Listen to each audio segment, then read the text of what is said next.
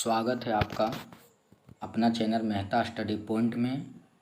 आज हम सिविक्स भारतीय संविधान का तीसरा पार्ट लेकर आए हैं। सबसे पहले जो हमारे चैनल पे नए हैं या जिसने इसका प्रथम 2 पार्ट नहीं देखा है, पहले उस वीडियो को जाकर देख लें, जिसका लिंक इस वीडियो के डिस्क्रिप्शन में दिया गया है। आज हम क्वेश्चन नंबर 46 से देखना शुरू करेंगे, जिसमें हमारा मेन टॉपिक रहेगा है मौलिक अधिकार एवं उससे संबंधित अनुच्छेद। जैसा कि आप देख रहे हैं, मौलिक अधिकार और अनुच्छेद। देखिए, समता का अधिकार को कहा रखा गया है अनुच्छेद 14 से 18 में। आपको पता होनी चाहिए हमारे संविधान में बहुत सारे अनुच्छेद हैं और जिसके अंतर्गत विभिन्न अधिकार और प्रावधान प्रदान किए गए हैं। समता का अधिकार है अनुच्छेद 14 से 18। आगे देखिए, आगे आपका है स्वतंत्रता के अधिकार को अनुच्छेद 19 से 22 में रखा गया है। स्वतंत्रता का अधिकार अनुच्छेद 19 से 22 के अंतर्गत रखा गया है। शोषण के विरुद्ध अधिकार अनुच्छेद 23-24, अनुच्छेद 23 और 24 के अंतर्गत शोषण के विरुद्ध अधिकार है।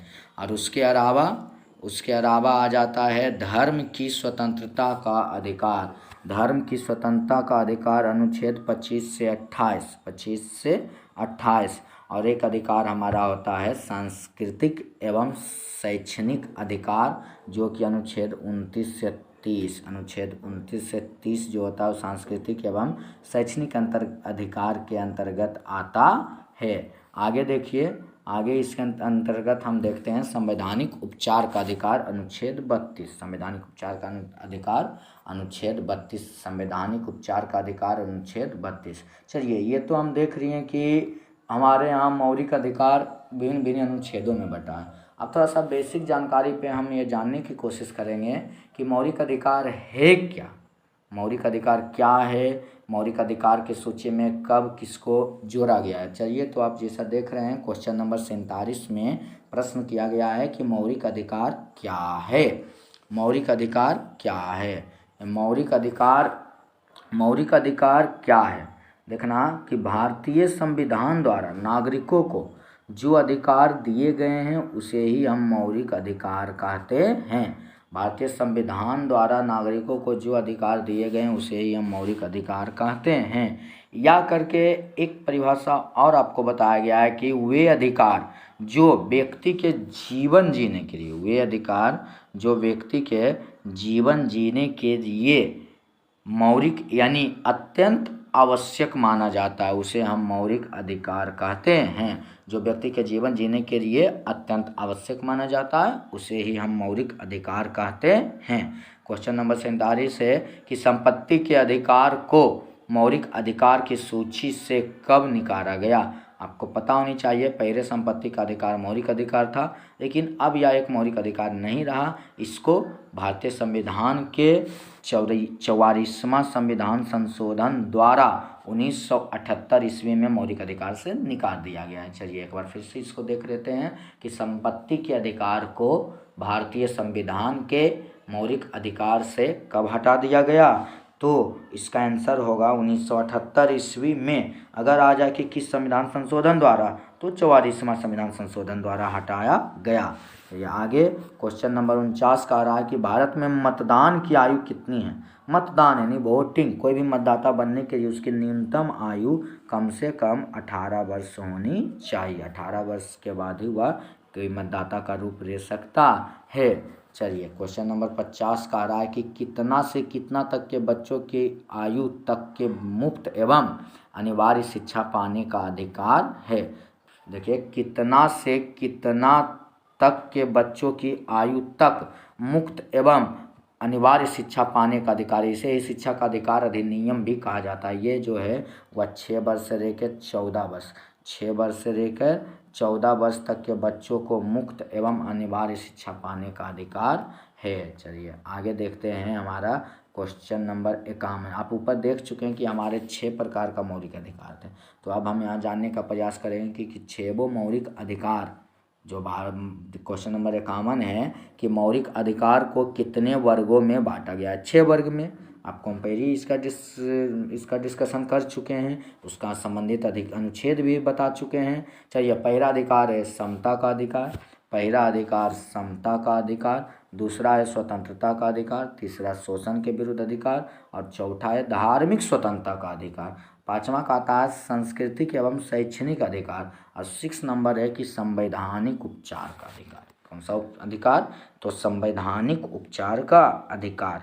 चलिए, क्वेश्चन नंबर 52 की भारतीय संविधान की धारा 29 एवं 30 के अंतर्गत किस अधिकार का वर्णन किया गया है? तो देखिए, भारतीय संविधान की धारा 29 एवं 30 कहता है शिक्षा एवं सांस्कृतिक अधिकार, शिक्षा एवं संस्कृति का अधिकार। चलिए, 53 कि राष्ट्रीय मानवाधिकार आयोग का गठन हुआ। राष्ट्रीय मानवाधिकार आयोग का गठन किया गया था 1993 ईस्वी में। राष्ट्रीय मानवाधिकार आयोग का गठन किया गया था 1993 ईस्वी में। राष्ट्रीय मानवाधिकार आयोग का गठन किया गया था 1993 ईस्वी में।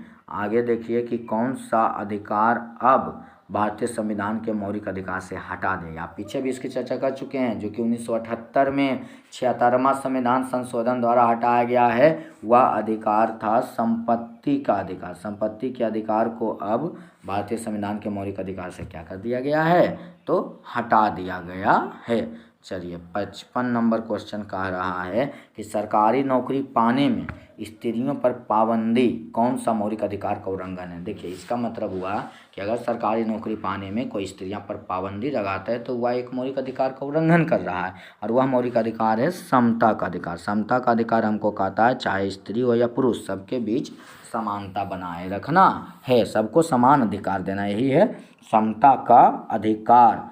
आगे देखिए, क्वेश्चन नंबर 56 कह रहा है कि 2006 ईस्वी में क्वेश्चन नंबर आगे देखिए, क्वेश्चन नंबर 56 कह रहा है कि 2002 में संविधान में संशोधन कर किसे मौलिक अधिकार बना दिया गया? मौलिक अधिकार बना दिया गया, इसका उत्तर होगा प्राथमिक शिक्षा के अधिकार को। प्राथमिक शिक्षा के अधिकार को अब मौलिक अधिकार बना दिया गया है, प्राथमिक शिक्षा के अधिकार को।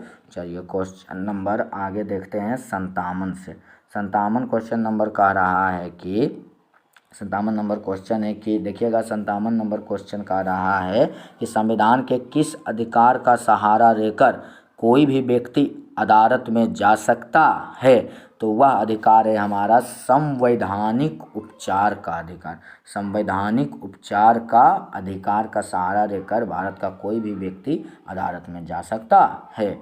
58 नंबर क्वेश्चन कि भारत में विश्व के कितने प्रमुख धर्म के मानने वाले लोग हैं? देखिए, विश्व के हमारे यहाँ तकरीबन 8 प्रमुख धर्म को मानने वाले लोग रहते हैं।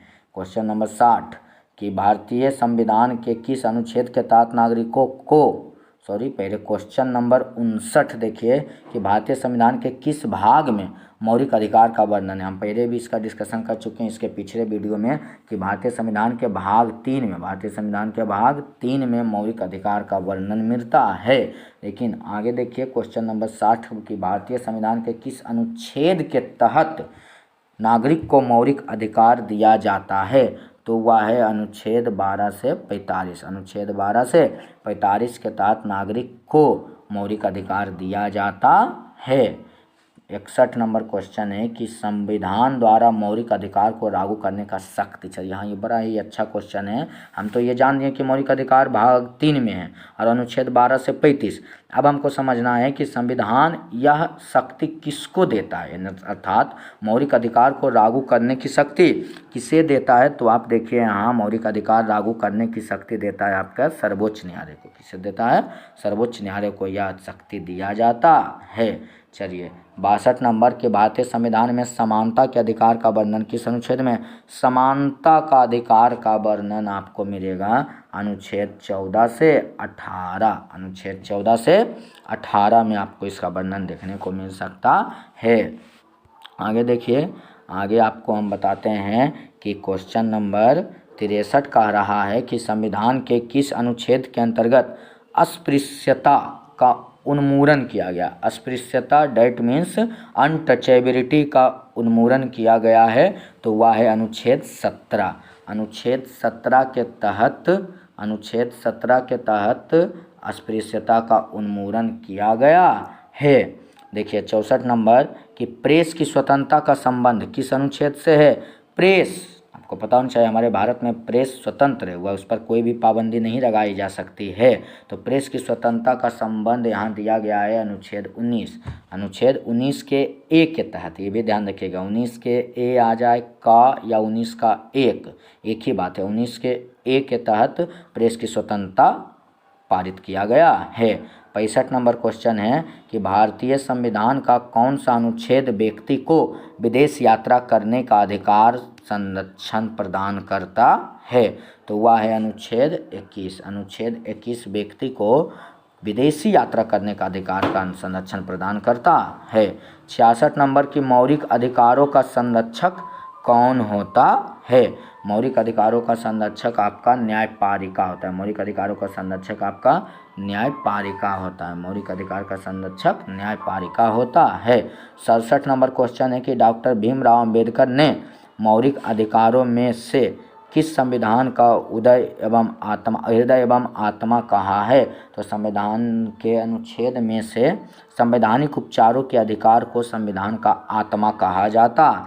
है। आगे देखिए, आज हम लोग क्वेश्चन नंबर 70 तक देखेंगे, तो इसमें अब आपका होगा आज क्वेश्चन नंबर 68। क्वेश्चन नंबर 68 कह रहा है कि मौलिक अधिकारों में संशोधन का अधिकार किसे प्राप्त है, कौन उसमें संशोधन कर सकता है। जैसे कि संपत्ति के अधिकार को हटाया गया, शिक्षा के अधिकार को लाया गया, तो ये सब संशोधन करने का अधिकार हमारे यहाँ संसद को प्राप्त है। किसे प्राप्त है? संसद को। चलिए 69 नंबर, वर्तमान में संपत्ति का अधिकार किस प्रकार का अधिकार है, तो संपत्ति का अधिकार अभी मौलिक अधिकार से हटकर एक प्रकार का संवैधानिक अधिकार है। संपत्ति का अधिकार अभी मौलिक अधिकार से हटाकर इसे वैधानिक अधिकार, कौन अधिकार दे दिया गया? वैधानिक अधिकार में रखा गया है। चलिए आज के लिए हम अंतिम प्रश्न देखते हैं कि भारतीय संविधान के 70 नंबर क्वेश्चन, भारतीय संविधान के किस भाग में मौलिक कर्तव्य का वर्णन मिलता है, तो वह है हमारा भाग 4। मौलिक अधिकार आएगा तो भाग 3, ध्यान रखिएगा, मौलिक अधिकार भाग 3 और मौलिक कर्तव्य भाग 4। चलिए इसी के साथ हम आज का अपना टॉपिक ख़त्म करते हैं, और अगर आपको यह वीडियो अच्छा लगा हो तो कृपया कर इसे लाइक, चैनल को सब्सक्राइब एवं अपने दोस्तों के साथ शेयर ज़रूर करें। चलिए धन्यवाद। जय हिंद, जय भारत।